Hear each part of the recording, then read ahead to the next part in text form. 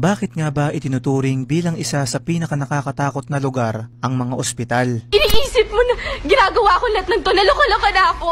Lumalapit sa akin ang mga kaluluwa. Nagpapakita sila sa akin, humihingi sila ng tulong, naghahanap sila ng katarungan. Mga kaibigan, kapag kwentong katatakutan ang pinag-uusapan, ay imposibleng hindi masali ang mga ospital.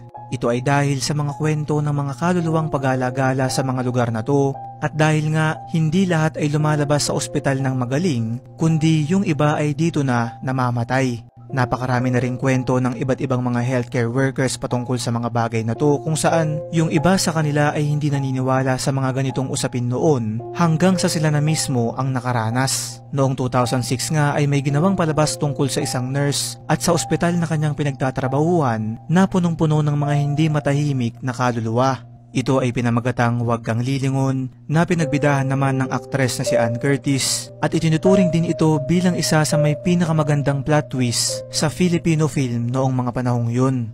Kung hindi mo pa ito napapanood ay subukan mo itong bigyan ng oras, at para sa mga kaibigan nating nagtatrabaho sa ospital ay ibahagi nyo sa comment section kung meron din ba kayong nakakatakot na karanasan sa inyong trabaho na walang naniniwala.